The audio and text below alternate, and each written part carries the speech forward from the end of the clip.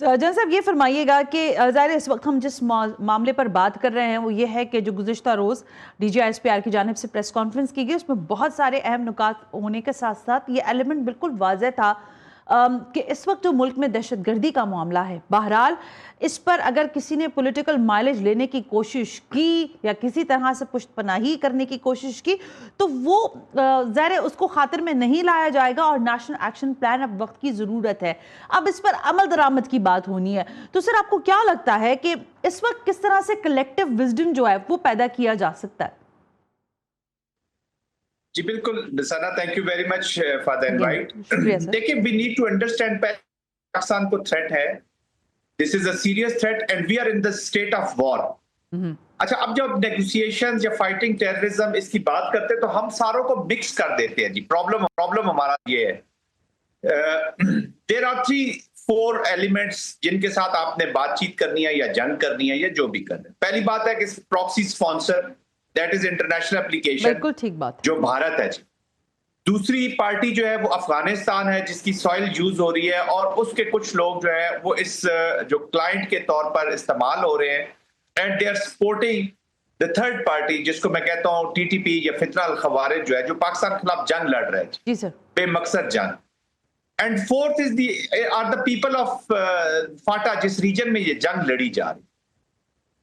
अब बातचीत न करने का ये मतलब नहीं है कि जी आप अफगानिस्तान से बातचीत करने को तैयार नहीं है या जो फाटा के लोग हैं उनके इश्यूज को, क्योंकि ये स्टेम आउट हुआ है जी एक्सट्रीमिज्म से जो हमारे रीजन में पाया जाता है और हमारे इसका पूरा फायदा उठाया आउटसाइड फोर्सेस ने। बिल्कुल ठीक बात। और ये जो instrument of using these proxies है या जो हाइब्रिड वॉरफेयर, अब ये बड़ी ताकतों का भी एक इंस्ट्रूमेंट बनता जा रहा है। तो इसमें भी कोई शक नहीं कि ये प्रॉक्सी इंडिया लॉन्च कर रहा है, उसको स्पॉन्सर कर रहा है। इसमें भी कोई शक नहीं कि अफगानिस्तान की सरजमीन इस्तेमाल हो रही है और वो पार्टी भी है काफी हद तक इंटरम सेटअप, अनफॉर्चुनेटली, बड़े अफसोस का।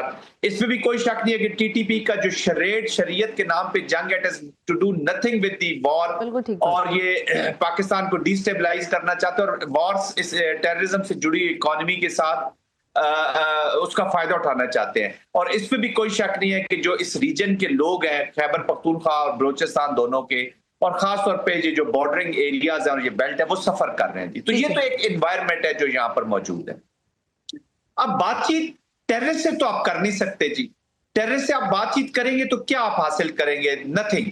उनका ना कोई पॉलिटिकल ऑब्जेक्टिव है ना कुछ, वो तो एक जंग लड़ रहे हैं, बेमकसद जंग, शरीयत से उनका कोई ताल्लुक नहीं। जब कुछ बीच में शरीयत का फेलियर हुआ, इस सौदे को वो आप बेच नहीं सके, तो आप फिर पख्तून मिलिटेंट की तरफ जाने की आपने कोशिश की। आपने जो सोशल डिस्ट्रप्टिव मूवमेंट्स चल रही थी उनके साथ अपने अटैच करने की कोशिश की, फिर आप वापस चले गए।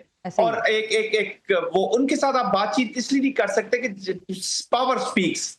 जब तक आप उनको डोमिनेट नहीं करेंगे उनके साथ बातचीत का कोई फायदा नहीं। अफगानिस्तान के साथ आपको कॉन्टिन्यूसली बातचीत करनी है, बट अनफॉर्चुनेटली अफगानिस्तान की हुकूमत बहुत ही गैर जिम्मेदाराना रवैया अपनाए हुए है जी। और as far as India is concerned, of course quid pro quo में आपको कोई ना कोई रिस्पॉन्सेज जरूर जनरेट करने होंगे, डिप्लोमेटिक फील्ड में भी, पॉलिटिकल फील्ड में भी और ऑफ कोर्स मिलिट्री फील्ड में भी।